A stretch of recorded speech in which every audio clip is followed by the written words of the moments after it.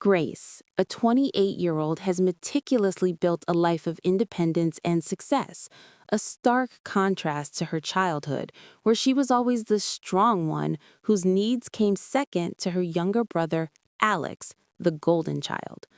A call from her mother announcing family news pulls her back into their old dynamics. She discovers her parents have bought Alex a lavish house and expect Grace to fund his wedding, mortgage, and future simply because she has it all together. The ultimate betrayal comes with the revelation that Grandma Elena's land, which Grace had always cherished, was sold, with every penny funneled into a trust fund for Alex. This profound act of favoritism shatters Grace's lingering hope for fair treatment and triggers an internal shift, leading her to redefine her relationship with her family and prioritize her own self-preservation. The condensation on the stem of my wine glass was cold against my fingertips, a sharp, grounding sensation that tethered me to the present. I stood before the floor-to-ceiling windows of my apartment, looking out at the city sprawl 24 stories below.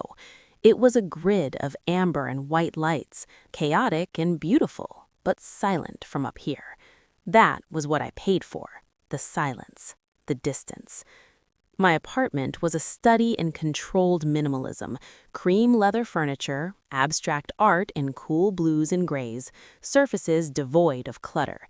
It was a fortress of solitude I had constructed brick by brick, deal by deal over the last 6 years. Here, I wasn't the daughter who had to fix things. Here, I was Grace, senior marketing director, homeowner, independent entity.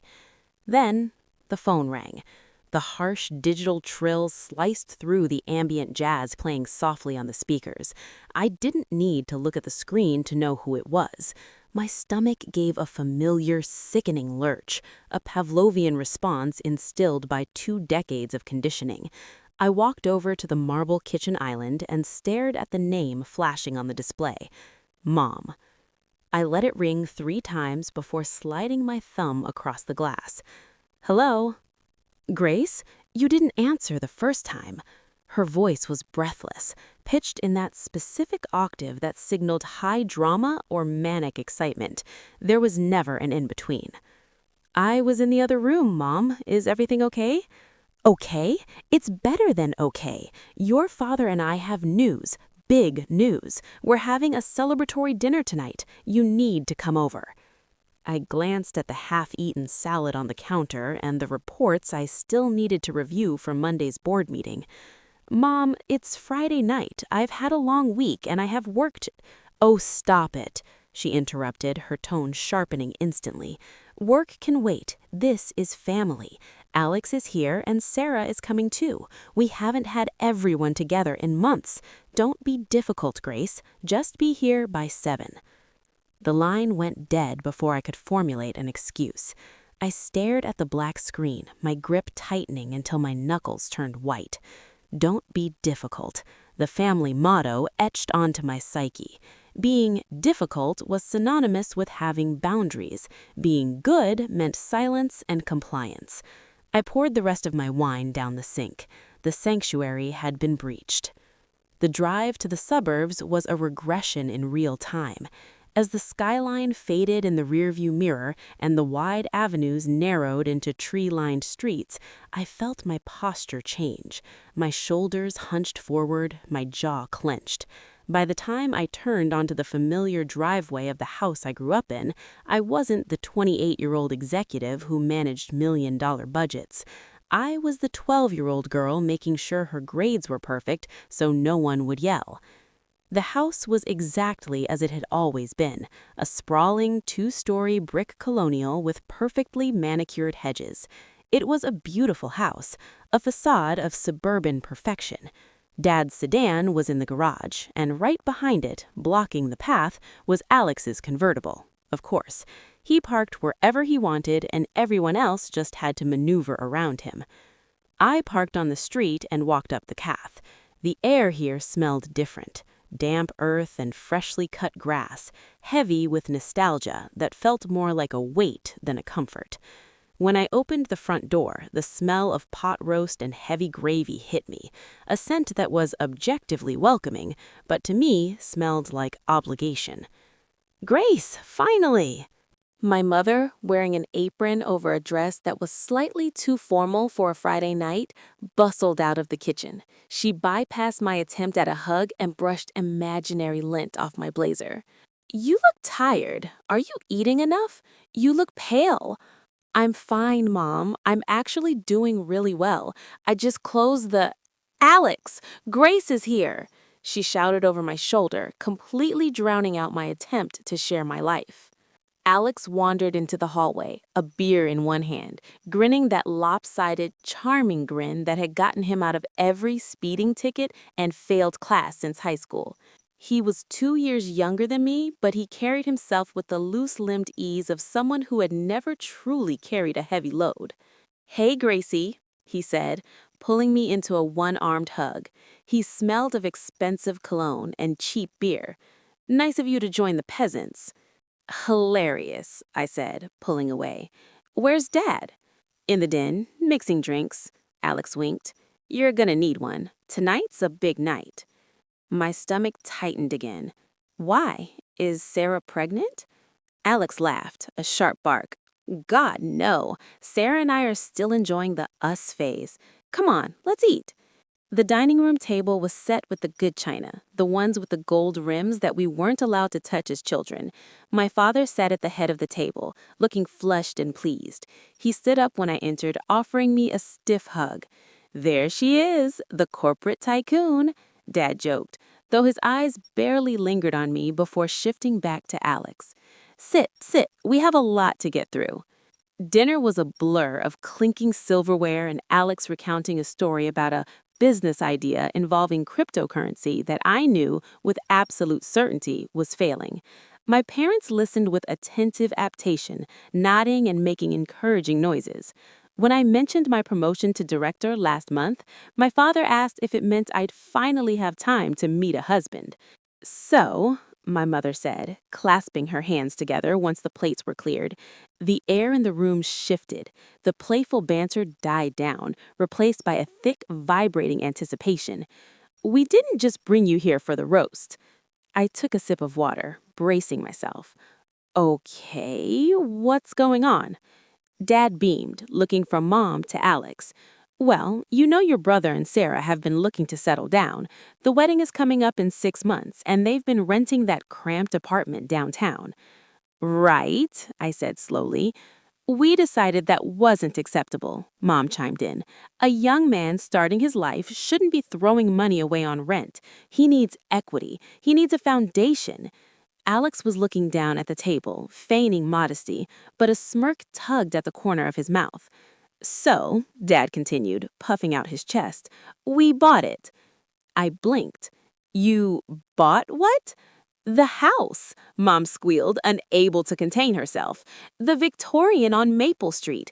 You know the one, Grace, with the wraparound porch?" My fork clattered onto my plate. Maple Street. That was the most exclusive street in our hometown. Houses there went for nearly $1 million.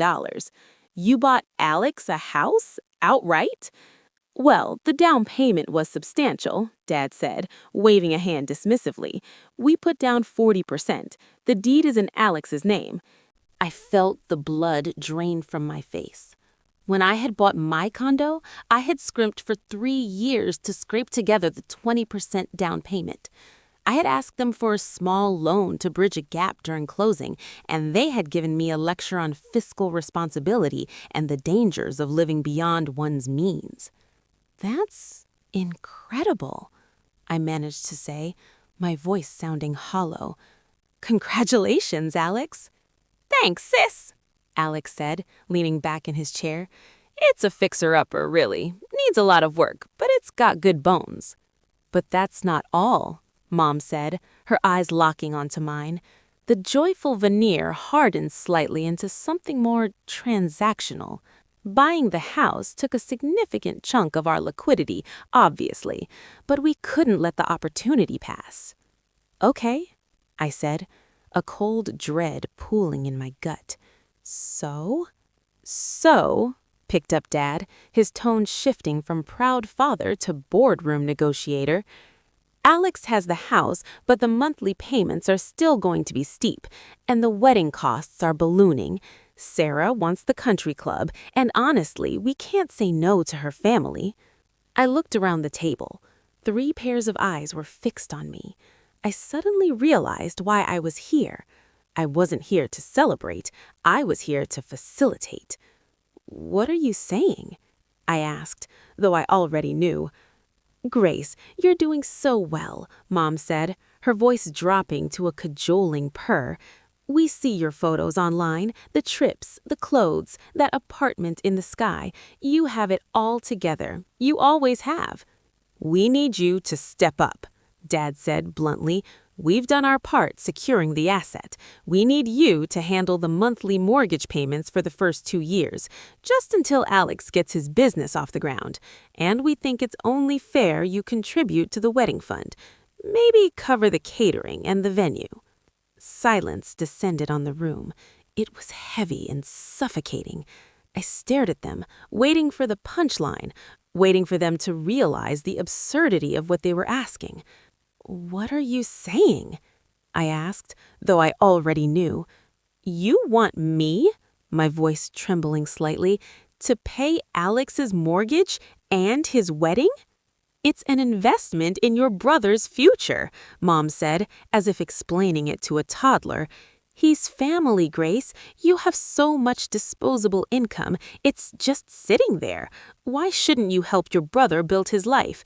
You're the strong one. You don't need the help. He does." "I don't need the help because I worked for it," I said, the volume of my voice rising. "I worked 80-hour weeks. I missed holidays. I saved every penny." "Don't be selfish, Alex," interjected Alex, his voice surprisingly cold. "You think you're better than us with your city life? It's just money. You have plenty." "It's not just money, Alex. It's my money." I looked at my father, searching for a shred of the logic he claimed to value. "Dad, you lectured me about independence since I was 16. You made me pay rent the summer after I graduated college to live in my old bedroom. How is this fair?" Dad sighed, rubbing his temples as if I were giving him a headache. "This isn't about fairness, Grace. It's about equity. You have the ability, he has the need. We are a family. We pool our resources. We just assumed, given your success, you'd want to share it." "Assumed?" I laughed, a harsh, brittle sound. "You spent $500,000 on a house for him and assumed I'd pick up the tab for the rest?" "We're not asking you to pay for the house," Mom snapped. "Just the mortgage payments. And the wedding. It's hardly a fortune for someone with your salary. Stop making a scene." Stop making a scene? I looked at the pot roast sitting heavy in my stomach.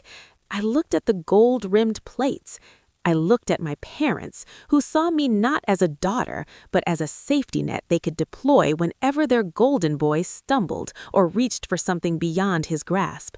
They didn't see my apartment as a home. They saw it as a proof of a surplus they were entitled to harvest.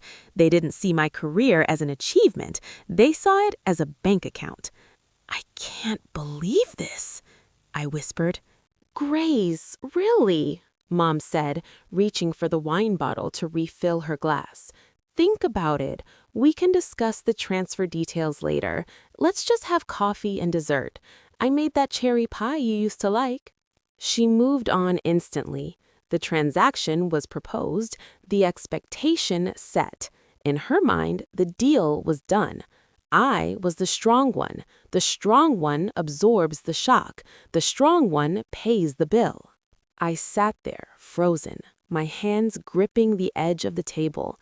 The anger didn't explode outward, it imploded, compressing into a dense, hot star in the center of my chest. They had built a fortress for Alex using the stones of my labor, and they expected me to thank them for the privilege of guarding the gate. "Coffee sounds great, Mom," Alex said, stretching his arms. "Decaf for me. Gotta sleep tonight. Big day tomorrow, measuring for curtains." I looked at my brother, comfortable and secure in the certainty of his safety. Then I looked at the dark window, seeing my own reflection, pale, rigid, alone. The crack in the foundation was invisible yet, but I could hear it, a subtle, terrifying splintering sound deep within the architecture of my life. "I'm not paying," I said. It was quiet, barely a murmur. "What was that?" Dad asked, looking up from his napkin. I took a breath. The air in the room felt thin. I said, "I need to check my finances." I lied. It was a coward's lie, a way to buy time, to escape the room before I shattered. "Good," Dad nodded, satisfied. "I knew you'd come around. We'll send you the account numbers on Monday." I stood up, my legs feeling like lead. "I have to go. Early meeting." "But the pie," Mom protested weakly. "I have to go." I walked out of the dining room, down the hallway that smelled of lemon polish and memories, and out the front door. The cool night air hit my face, shocking me back to reality. I got into my car, locked the doors, and just sat there for a moment, shaking. I looked at the house one last time. It looked warm, inviting, glowing with golden light. But from where I sat, it looked like a mouth waiting to swallow me whole. I started the engine and reversed out of the driveway, leaving the golden child to his celebration, driving fast toward the only thing that was truly mine. The silence that followed my father's announcement didn't feel empty. It felt heavy, a physical weight pressing down on the damask tablecloth. The air in the dining room, usually scented with my mother's potpourri in old wood polish, suddenly smelled stiflingly close, thick with the aroma of the roast beef that was slowly turning cold on my plate.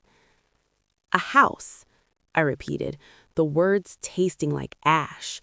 "You bought Alex a house?" My mother beamed, oblivious, or perhaps willfully blind, to the tremor in my voice. She reached across the table, her manicured fingers fluttering over the centerpiece of white lilies, before settling on Alex's hand. He didn't pull away. He just sat there, swirling the Cabernet in his glass, looking for all the world like a prince accepting his due. "It's in the Heights, Grace," Mom gushed, her eyes crinkling at the corners. "4 bedrooms, a sprawling garden, and a finished basement. It's perfect for him and Sarah to start their lives. We closed yesterday." I looked at my father. He was carving a slice of meat with surgical precision, refusing to meet my eyes. "The market is volatile," he rumbled, his voice dropping an octave, the tone he used when he wanted to shut down an argument before it began.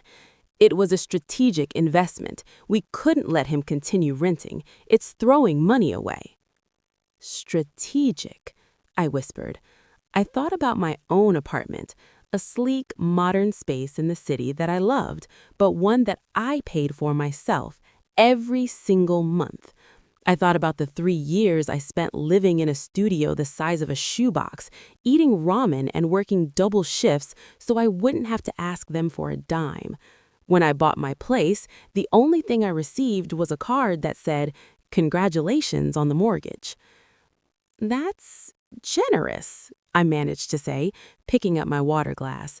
My hand shook slightly and the ice clinked against the crystal, a sharp, accusing sound in the quiet room. "I assume Alex will be covering the monthly payments then." Alex let out a short, scoffing laugh. "Come on, Gracie. You know Sarah's still finishing her residency. We're tight right now." "That brings us to the second part of the news," my mother said, her voice taking on a sing-song quality that made the hairs on the back of my neck stand up. She finally released Alex's hand and turned her gaze toward me. It was a look I knew well, the appraising stare of a predator deciding which part of the prey to bite first. "It's handled. We'd taken care of the down payment. It took a significant portion of our liquidity, but it had to be done. However, the monthly overhead, well, it's substantial." I set the glass down. The condensation was cold against my fingertips. So he can't afford the house you just bought him. He needs time to get on his feet, Dad interjected sharply, laying his knife down. That is what family does, Grace. We support one another. We lift each other up. And since you've done so well for yourself, Mom added, her smile tightening, we thought it would be a beautiful gesture, a sisterly contribution, if you could handle the mortgage payments for the first 2 years, just until Alex gets his promotion. I felt the blood drain from my face. The room seemed to tilt. The mortgage? You want me to pay his mortgage? And the wedding costs, Alex added casually, as if asking me to pass the salt. He took a sip of wine. It's not just math, I snapped, the volume of my voice startling even me. It's my life. It's my savings. Oh, stop being so dramatic, Mom sighed, waving a hand dismissively. She picked up her fork and stabbed a roasted potato. You have no dependents. You have that high-rise apartment, that fancy car, all those designer clothes. You have it all together, Grace. You always have. Alex needs a runway. Why are you punishing him for needing a little help? Punishing him? I stared at them, looking from one face to another. My father, stern and expectant. My mother, manipulative and sweet. Alex, entitled and bored. It was a tableau of my entire childhood, frozen in amber. I worked for everything I have. I didn't get a runway. I got a cliff. See? Alex muttered, rolling his eyes. She's always keeping score. It's exhausting. We are not asking for everything, Dad said, his voice hard. We are asking for you to step up. You are the older sister. It is your responsibility to ensure the family legacy is secure. Alex is carrying the name. He needs a home befitting that. The misogyny was so casual, so baked into the foundation of our family that they didn't even hear it. Alex carried the name. I just carried the burden. I can't believe this, I said, pushing my chair back. The legs scraped harshly against the hardwood floor. You buy a house you can't afford, and you present me with the bill over roast beef? Sit down, Grace, my father commanded. No. I stood up, my legs feeling weak, but my resolve hardening into something brittle. I need air. This is too much. We haven't discussed the wedding venue deposit, Mom said, her voice dropping the sweetness, revealing the steel beneath. It's due next week. Sarah is counting on it. Sarah can wait, I said, grabbing my purse from the sideboard. I'm not agreeing to anything tonight. I walked toward the hallway, desperate to escape the suffocating heat of the dining room. I needed to leave, to get back to my sanctuary. But the layout of my parents' house was a trap. The foyer opened right back into the living area where we started the evening. I paced near the front door, my heart hammering against my ribs like a trapped bird. I couldn't just leave. If I left now, they would spin the narrative. I would be the hysterical, selfish daughter who stormed out. I had to de-escalate, deflect, and then retreat with dignity. I took a deep breath, counting to 10, trying to summon the mask of the professional Grace, the woman who navigated boardroom hostilities with ice-cold calm. I walked back to the archway of the dining room. They hadn't moved. They were eating. The sight of them calmly chewing while my world was spinning made me nauseous. Look, I said, my voice steadier now, though it lacked warmth. I am not writing a blank check. We can discuss a wedding gift, a reasonable one, at a later date, but I am not paying a mortgage on a house I don't own. Alex looked up, a smear of gravy on his lip. You don't have to be a bitch about it. Alex, Mom chided, though her tone lacked any real reprimand. She turned to me, her eyes soft and wet, the ultimate weapon. Grace, honey, we just want him to be happy. You know how hard he tries. Remember when you were little? You always looked out for him. He was your protector. Why has that changed? Because I'm not 6 anymore, Mom, and neither is he. I leaned against the doorframe, crossing my arms to hold myself together. I needed a subject change. I needed something neutral, something that didn't involve my bank account or Alex's future. My eyes drifted to the oil painting above the buffet, a landscape of the rolling hills in upstate New York, near where Grandma Elena used to live. The thought of Grandma Elena brought a sudden, sharp pang of longing. She had been the only one who saw me, really saw me, not as Alex's keeper, but as Grace.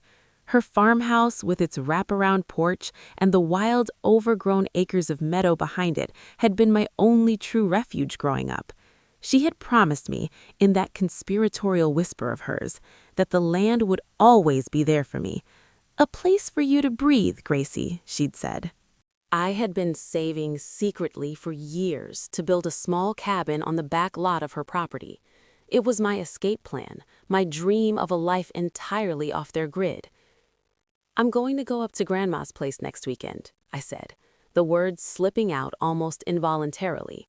It was a comfort just to say it. "I need to check on the fencing near the creek.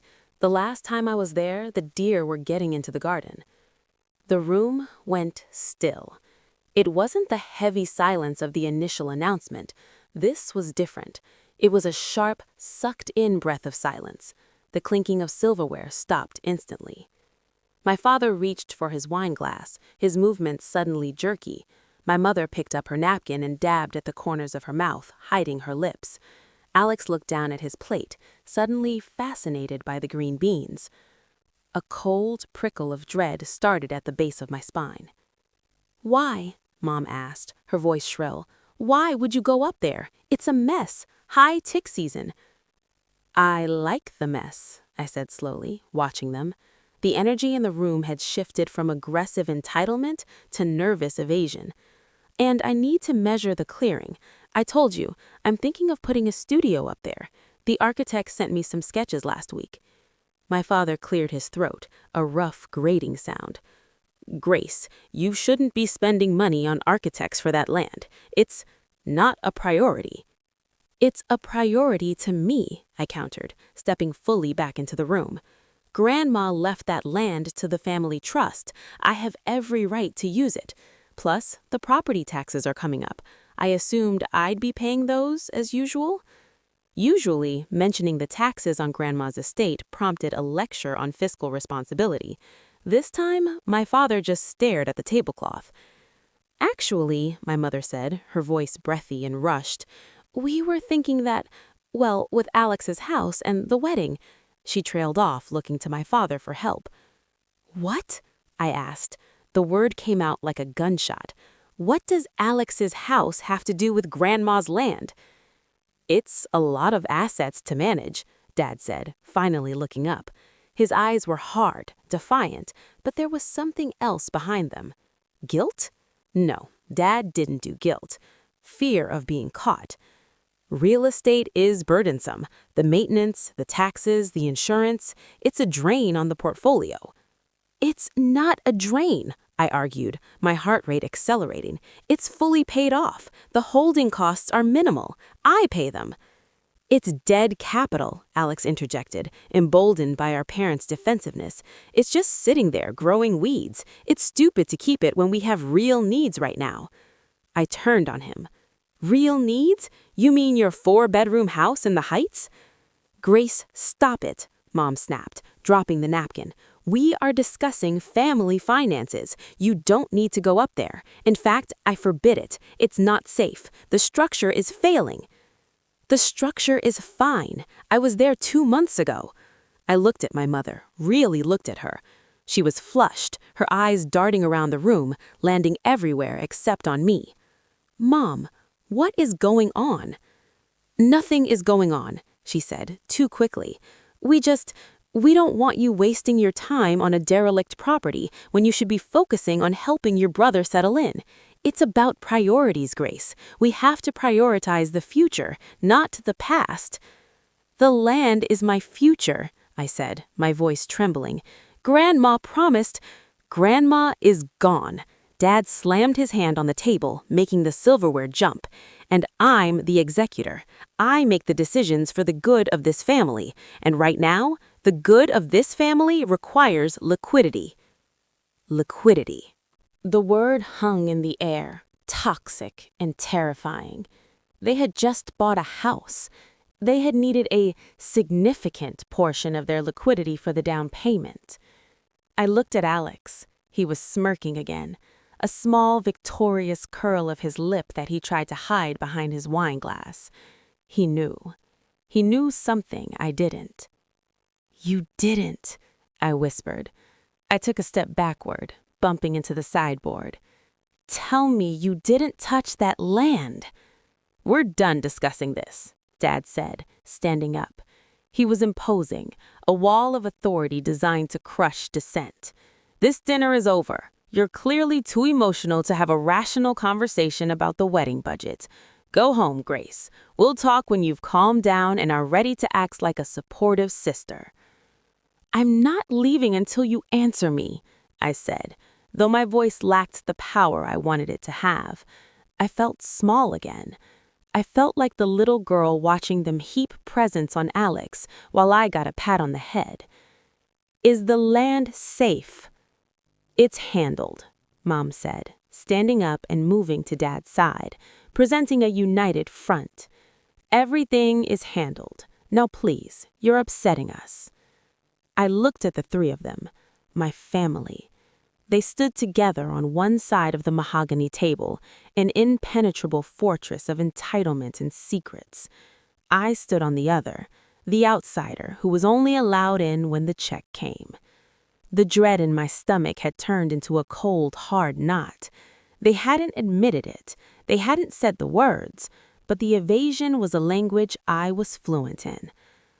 "I'm going up there," I said, my voice hollow. "I'm going up there tomorrow." "Don't waste the gas," Alex called out as I turned my back on them. I didn't respond. I walked out of the dining room, through the foyer, and out the front door.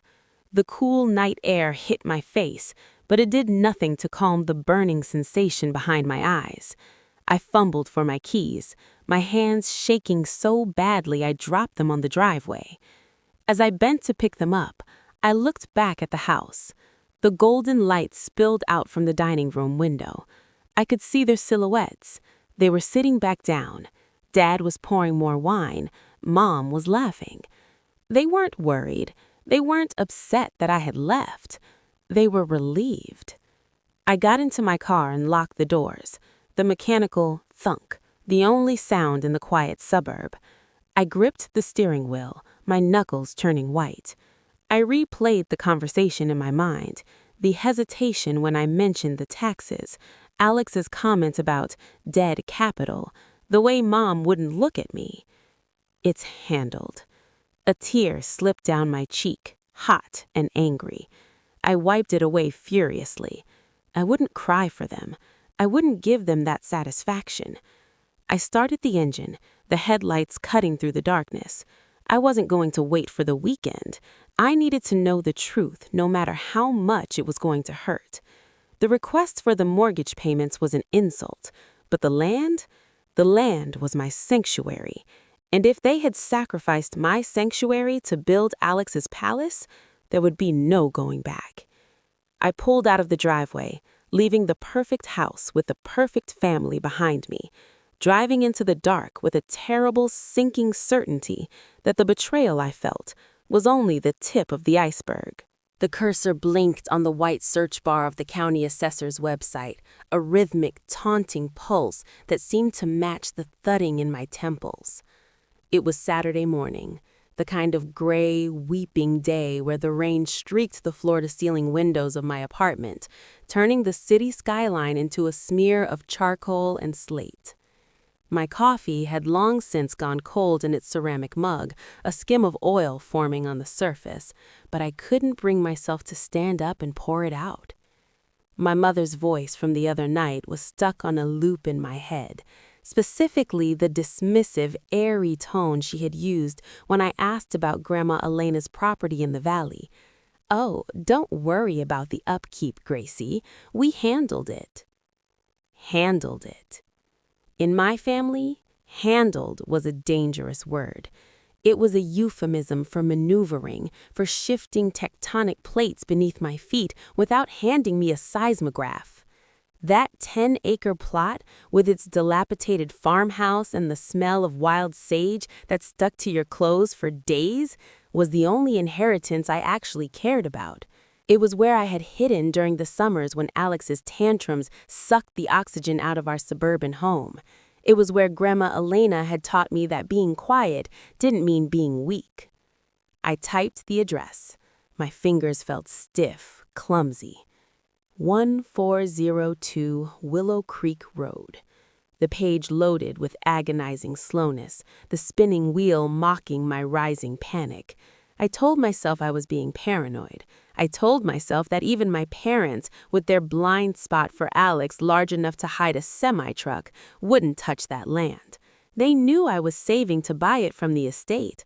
They knew I had architectural plans tucked away in my desk drawer, dreams of restoring the porch where Grandma used to shell peas. The page refreshed.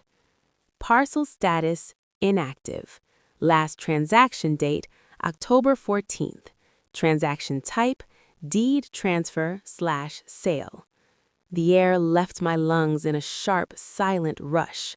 I leaned closer to the screen, the blue light stinging my eyes. I clicked on the transaction history, praying to see a transfer to a family trust or perhaps a refinancing documentation. Sold to Horizon Development Group, LLC. Sale price $485,000. I sat back, the leather of my ergonomic chair creaking loudly in the quiet apartment. They had sold it. They had sold Grandma's sanctuary to a developer 3 months ago. While I was working 80-hour weeks to secure a promotion, while I was dutifully answering their calls about Alex's engagement party venues, the excavators were likely already tearing up the wild sage. But where was the money? Nearly $500,000. My parents were comfortable, but they weren't wealthy enough to let that kind of cash sit idle, and they certainly hadn't offered to help me with anything recently. In fact, dinner had been a monologue about how tight things were, hence the need for me to step up for Alex's mortgage. I reached for my phone. My hands were trembling, a physiological betrayal that annoyed me. I scrolled past my mother's name. I couldn't talk to her, not yet. She would spin it. She would layer it in guilt and gaslighting until I thanked her for selling the land. Instead, I dialed Mr. Henderson. He had been my grandfather's attorney and had handled the estate after Grandma passed. He was semi-retired now, a man of oak-paneled offices and slow, deliberate speech who had always looked at me with a sort of pitying kindness. "Grace?" His voice was gravelly, surprised. "Is everything all right? It's the weekend." "I apologize for bothering you, Mr. Henderson," my voice sounding frighteningly calm, detached from the storm raging in my chest. I stared at the glass hitting the ground. "I was just doing some personal accounting, and I noticed the Willow Creek property was sold in October." "Ah, yes," he said, the tension in his voice easing. "A good time to sell, market-wise. I assume your father finally forwarded you the closing documents? I told him you'd want them for your tax records, even though you're not a direct beneficiary of that specific transaction." I gripped the phone tighter. "He hasn't sent them yet. Things have been busy with the wedding." Of course, the wedding," Henderson chuckled, a dry, papery sound. "It's a grand gesture, truly. Not many families can do that these days." "Do what, exactly?" I asked. I needed him to say it. I needed the concrete words to pour into the foundation of my suspicion so it would harden into fact. "Well, the setup," Henderson said, sounding slightly confused by my ignorance. "The entirety of the sale proceeds. After capital gains and fees, the net came to about $420. It was moved directly into the irrevocable trust for Alexander, as your parents instructed. It's a substantial down payment, Grace. It effectively secures the boy's future." The room spun, a slow, sickening rotation. "I see," I managed to whisper. "And the trust, it's exclusively in Alex's name?" "Yes, the Alexander Miller Future Trust. Your parents are the trustees. Alex is the sole beneficiary. It was stipulated that the funds were to be used for housing and lifestyle maintenance. He paused, and the silence stretched thin. Grace, surely you knew. Your mother was quite adamant that this was the best way to keep the family assets focused, as she put it. Focused. Right, I choked out. Focused. I must have missed the final email with the final numbers. You know how work gets. You work too hard, Grace, Henderson said kindly. Take a page from your brother's book. Enjoy the moment. I hung up without saying goodbye. I couldn't risk him hearing the sob that was clawing its way up my throat. I dropped the phone onto the desk and stood up to walk to the window. The glass was cold against my forehead. It wasn't just the money. If they had sold the land to pay for medical bills, or a debt, or even a retirement cruise, I would have been hurt, but I would have understood. But this?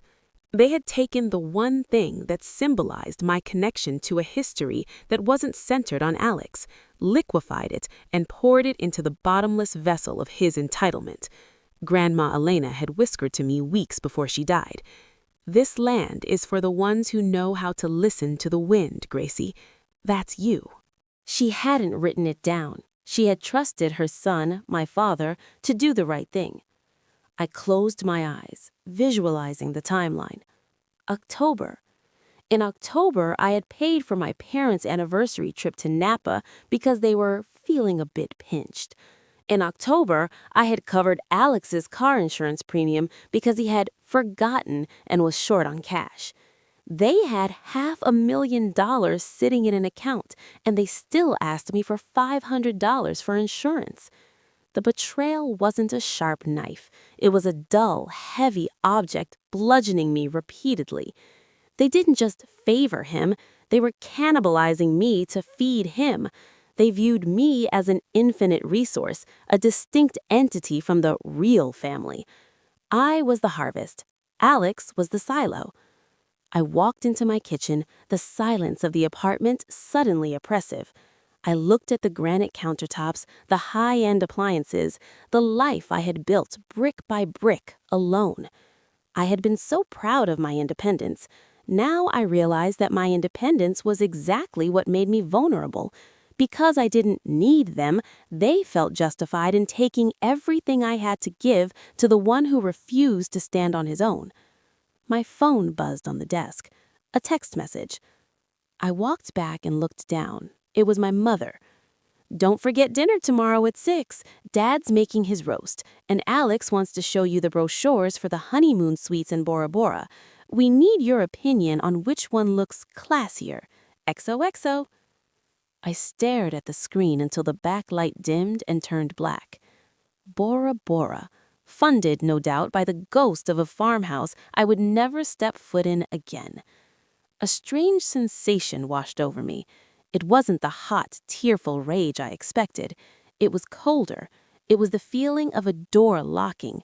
Not a slam, just the quiet, definitive click of a deadbolt sliding home. I sat back down in my chair. I didn't cry. I didn't throw the mug against the wall. I simply opened my laptop again, navigated to my personal banking portal, and stared at my savings, the money I had been setting aside to buy 1402 Willow Creek Road. It was just a number now. It wasn't a porch. It wasn't a legacy. It was just capital. "Okay," I whispered to the empty room. The word hung there, flat and final. I had been waiting for them to see me. I had been waiting for the moment when my success would be enough to earn my place at the table, not as a server, but as a diner. But the table was rigged. The meal was already eaten. I knew exactly what the dinner tomorrow would be. It would be a performance. They would smile, they would pass the potatoes, and they would pick my pockets with a smile, assuming I was too strong, too capable, or too stupid to notice. But I had seen the ledger now. I opened a new document on my computer. I didn't type a letter to them. I didn't type a resignation. I started typing a list of my monthly automatic transfers, the phone bills of the family plan, the streaming services they all used, the supplementary card on my Amex that my mother carried for emergencies. I looked at the list. It was long. I didn't cancel them, not yet. That would be messy. That would provoke a reaction before I was ready. I just needed to see it. I needed to quantify the cost of their love. I sat there for hours as the rain turned to a drizzle and the afternoon light faded into an early twilight. The grief was there, heavy and suffocating, mourning the loss of the land and the loss of the grandmother who lived in my memory. But beneath the grief, something new was hardening, a structure of steel reinforcing my spine. They had sold my sanctuary to build Alex a throne. They expected me to kneel before it and offer up my own earnings as tribute. I closed the laptop with a snap. Tomorrow, I would go to dinner. I would eat the roast. I would look at the brochures for Bora Bora. I would smile at my brother and congratulate him on his good fortune. But I wouldn't be Grace the daughter anymore. Grace the daughter had been sold along with the deed to 1402 Willow Creek Road. Tomorrow, I would be someone else entirely. Someone who knew the price of everything and was finally starting to understand the value of nothing. The Sunday roast sat in the center of the mahogany table, a glistening monument to my mother's domestic perfection. Steam curled off the rosemary potatoes, carrying the heavy, savory scent of garlic and rendered fat that usually triggered a Pavlovian sense of comfort. Today, however, the smell was cloying. It coated the back of my throat like oil.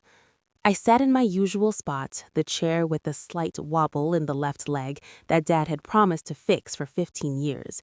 Across from me, Alex was already halfway through a glass of the expensive Cabernet I had brought 2 weeks ago for Dad's birthday. He held the stem loosely, leaning back with the expansive, relaxed posture of a man who has never had to brace himself for impact. The natural light in the living room is honestly the selling point, Alex was saying, gesturing with his free hand. I told the contractor we needed to open up that south-facing wall. It changes the whole energy of the space. My mother, seated at the foot of the table, clasped her hands together, her eyes shimmering with an adoration so potent it felt almost physical. It's brilliant, truly. You have such an eye for design, Alex. I always said you were the creative one. I sliced into my beef, the knife scraping against the china with the harsh shick sound that seemed to go unnoticed by everyone but me. The meat was tender, pink in the center, but as I chewed, it felt like ash. I knew. The knowledge I had unearthed yesterday, the deed transfer, the sale of Grandma Elena's acreage, the direct deposits into the Alexander family trust, sat in my stomach, heavier and colder than the food. I looked at my father at the head of the table. He was busy sawing through the roast, his face flushed with the pride of a provider, though he was providing with stolen currency.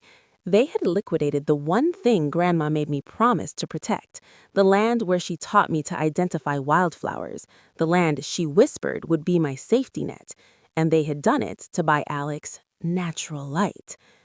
"Grace, you're awfully quiet," Dad said, dropping a slice of meat onto my plate without asking. "Don't tell me you're checking emails under the table." I stopped chewing. I placed my fork down, aligning it perfectly parallel to my knife. "No, Dad, just listening." "She's always working," Mom sighed, offering a conspiratorial smile to Alex. "I worry about you, Grace. Really, I do. You'll burn out before you're 30.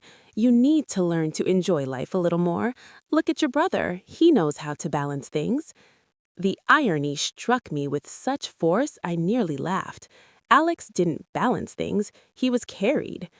"It's not about balance, Mom," Alex said, swirling his wine. "It's about priorities. Grace likes the grind. That's her thing. She's intense." "I'm responsible," I said. My voice was steady, shockingly calm even to my own ears. It didn't sound like the voice of the daughter who usually begged for understanding. It sounded like a stranger. "There she goes," Alex chuckled, winking at Dad. "Captain Responsibility. You know, you should really come see the house this week, Grace. We need to pick out the granite for the kitchen island, and since you're helping with the wedding costs, I figured you'd want to see where the reception dinners will happen." My mother nodded enthusiastically, passing the gravy boat. Yes, Grace, you really must. It's important you feel involved. We're all chipping in to give Alex and Sarah the best start. It's what families do. Chipping in. I looked at the crystal chandelier hanging above us, noticing a single dead bulb in the cluster of sparkling glass. They weren't chipping in. They were cannibalizing my history to feed his future. I'd love to see it, I lied. The words tasted like copper. Especially the garden. Did you say there was space for a garden? Oh, huge, Alex said, taking a large bite of potato. But I think we're going to pave most of it. Put in a really nice patio, maybe a fire pit. Who has time to weed a garden? Grandma Elena loved her garden, I said softly. The air in the room shifted. It was subtle, a microscopic tightening of the tension strings. My mother stiffened, her smile faltering for a fraction of a second before she plastered it back on. My father cleared his throat, reaching for the wine bottle. Yes, well, Dad grunted. Times change, Grace. Elena was old-fashioned. Land is a lot of work. Assets should be liquid, useful. Useful, I repeated. Exactly, Mom chimed in, her voice pitching slightly higher. And really, what's the point of holding on to things that don't serve the living? We have to focus on the now, on the future. Alex is starting a family. And I am not? The question didn't even make it to my lips. I realized in that agonizing moment that the answer was irrelevant to them. I wasn't a person building a life in their eyes. I was infrastructure. I was a load-bearing wall in the house of Alex, essential, unnoticed, and incapable of having needs of my own. I looked around the table. I saw the way the candlelight caught the gold rim of my mother's glasses. I saw the sauce stain on Alex's napkin. I saw the gray hairs in my father's beard. Everything was in high definition, hyper-real, and yet I felt as though I were viewing it through a pane of thick, soundproof glass. For years, I had come to this table hungry, not for the roast or the potatoes, but for a scrap of the validation they poured so freely into Alex's cup. I overachieved, oversaved, and overextended myself, thinking that if I just became successful enough, good enough, the scales would balance. I thought if I carried the load without complaining, they would eventually say, "Thank you, Grace, we see you." But as Mom spooned more carrots onto Alex's plate, fussing over him as if he were a toddler rather than a 30-year-old man, I felt a quiet, distinct click in the center of my chest. It wasn't a snap. It wasn't an explosion. It was the sound of a door locking. It was the death of expectation. The anger I had felt burning in my guts since yesterday didn't flare up. Instead, it evaporated, leaving behind a cold, sterile clarity. The betrayal regarding Grandma's land wasn't an aberration I could explain away, or a misunderstanding I could fix with a heartfelt conversation. It was the fundamental architecture of this family. To them, my sacrifice was the natural order. My grandma's legacy was only valuable insofar as it could be converted into currency for the golden child. I was sitting at the table, but the Grace they knew, the one who strove, the one who pleaded, the one who tried to buy love with competence, was gone. I was a ghost haunting my own chair. Grace? Earth to Grace? Alex waved a fork in my direction. I blinked, the scene reassembling before me. I picked up my wine glass, swirling the dark red liquid. I looked at my brother, really looked at him. I saw the insecurity masked by arrogance, the softness of a man who had never been allowed to fail, and therefore never learned to stand. I didn't hate him. Suddenly, surprisingly, I didn't hate any of them.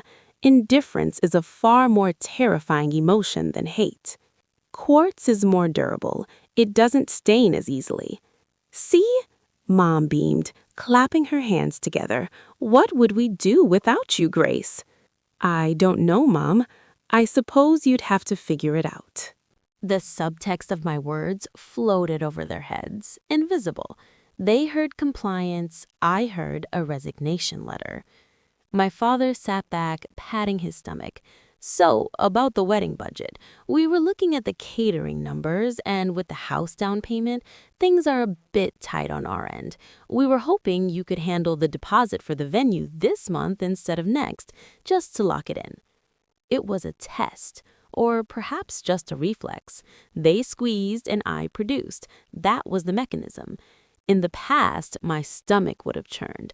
I would have mentally calculated my savings, worried about my own rent, and then said yes, driven by the desperate need to be the hero, the good daughter. Now, I just looked at the tablecloth. I traced the pattern of the damask weave with my eyes. "Send me the invoice," I said. "That's my girl," Dad said, satisfied, "always stepping up." I wasn't stepping up. I was stepping out. I agreed, not because I intended to pay it, but because the conversation was no longer worth the energy of resistance. I was buying time, not a venue. The rest of the dinner passed in a blur of trivialities. They talked about neighbors I didn't know, television shows I didn't watch, and the endless shining future of Alex. I ate methodically, tasting nothing. I nodded at the right times. I smiled when a smile was required. I performed the role of Grace flawlessly, all while drifting further and further away into the deep, quiet ocean of my own resolve. When the meal finally ended, I stood up and began to clear the plates. "Oh, leave them, honey," Mom said, waving a hand while she poured more wine for Alex. "Sit, relax." "I have an early start tomorrow," I said, stacking the china. "I should get going." "Always the grind," Alex teased. "You're going to be a rich old lady one day, Grace. Alone, but rich." He laughed at his own joke. Mom and Dad chuckled along with him, a chorus of comfortable cruelty. "Maybe," I said. I walked to the hallway and retrieved my coat. The fabric felt solid and real against my fingertips, an anchor to the world outside this house. My mother followed me to the door, hovering as I wrapped my scarf around my neck. She reached out, brushing a piece of lint from my shoulder. "We really appreciate you, Grace. You know that, right? We're just so proud of how strong you are. We never have to worry about you." I looked at her. I saw the fine lines around her eyes, the familiar hesitation in her smile. I wondered if she knew, on some subconscious level, that she had sold her daughter for a down payment. "I know, Mom. You never have to worry." I opened the door. The night air rushed in, crisp and cold, smelling of rain and asphalt. It was the scent of freedom. "Drive safe," she called out as I stepped onto the porch. "Call us next week." I didn't turn back. I walked down the driveway, the gravel crunching beneath my boots. I reached my car, unlocked it, and slid into the driver's seat. The silence inside the vehicle was absolute. I sat there for a long moment, my hands gripping the steering wheel. I looked back at the house. The dining room window was glowing with warm yellow light. I could see the silhouettes of my family, my father pouring a drink, Alex laughing, my mother leaning in to listen. It looked like a painting of a happy family, and it was. It was a happy family. It just didn't include me. I started the engine, the vibration humming through the seat. I didn't cry. There were no tears left, only a vast, empty space where my hope used to live. I put the car in gear and pulled away from the curb, leaving the ghost of the daughter they wanted back at the table, while the woman I was becoming drove into the dark. The silence in my apartment on Sunday morning was usually a heavy thing, a vacuum waiting to be filled by the anxious anticipation of my mother's weekly debrief call. For years, I had spent these hours rehearsing my lines, preparing defenses for crimes I hadn't committed, working too much, not visiting enough, not smiling with enough warmth when Alex made a joke at my expense. But today, the silence wasn't heavy. It was crystalline. It felt like the air after a fever breaks, cool, sharp, and undeniably mine.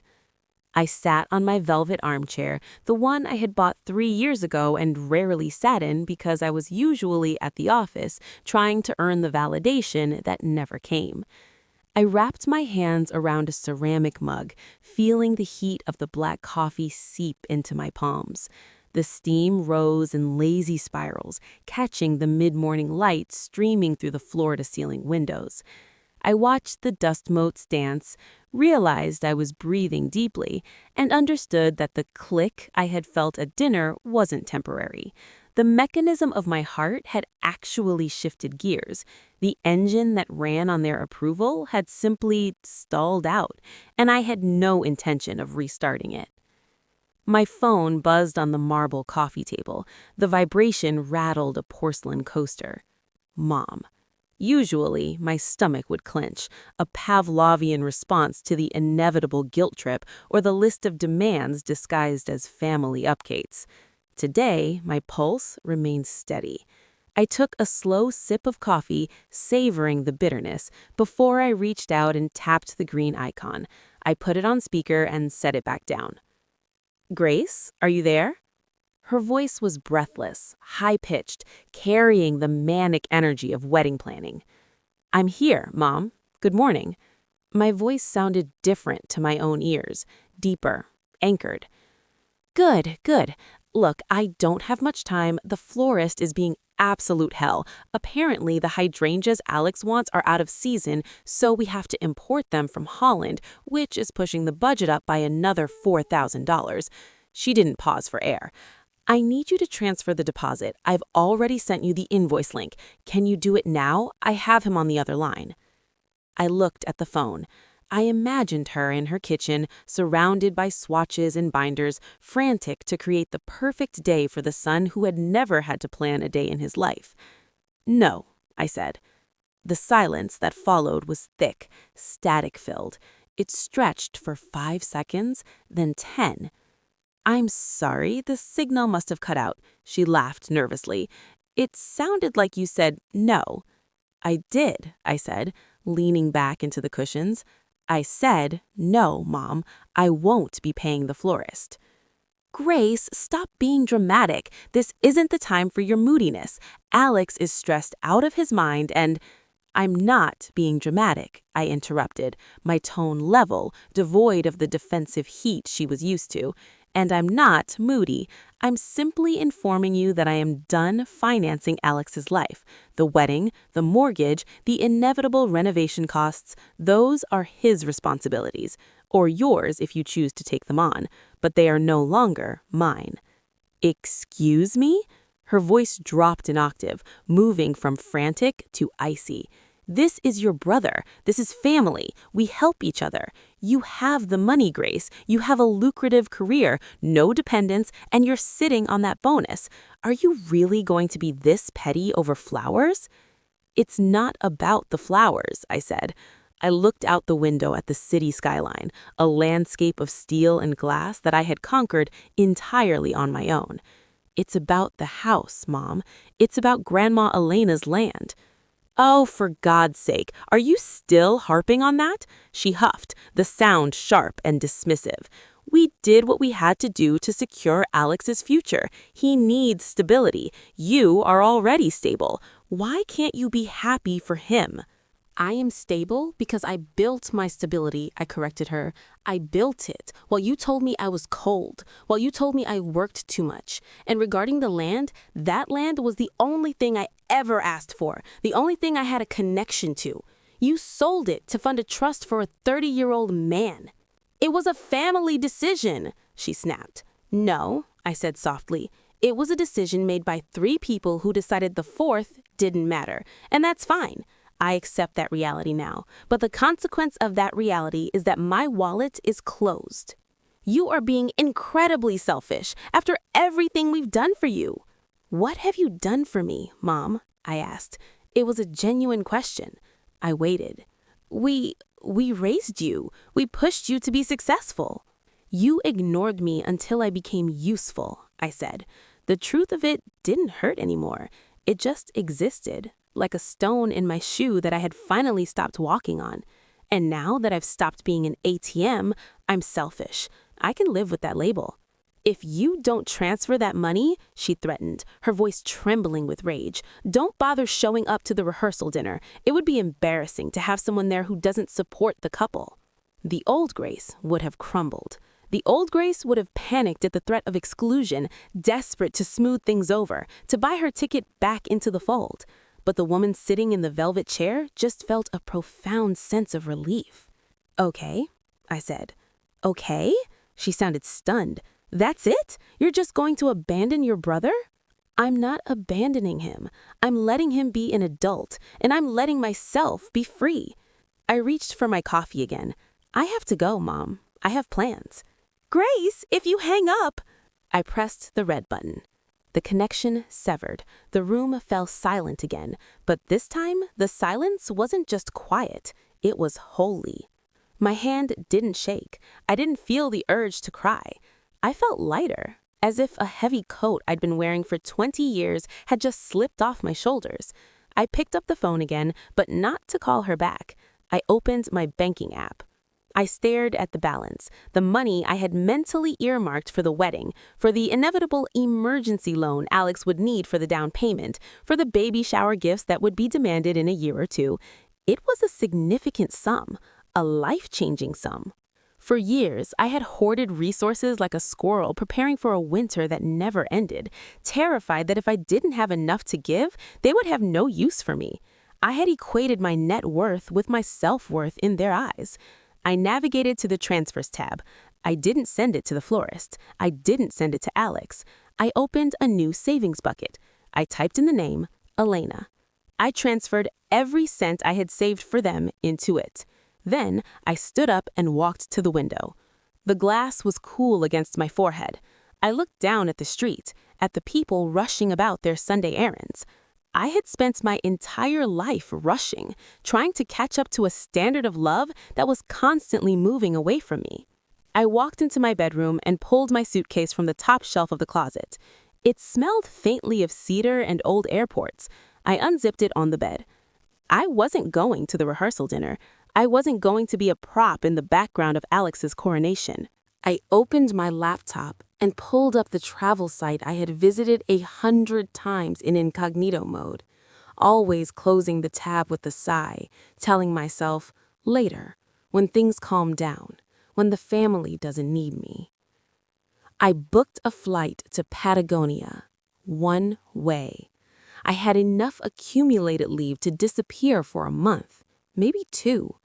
I would hike the mountains that looked like the ones in Grandma Elena's old photo albums.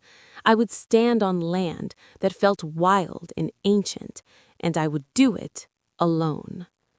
As I began to fold my clothes, my sturdy hiking boots, my thick wool sweaters, the books I had been meaning to read, I realized I was humming.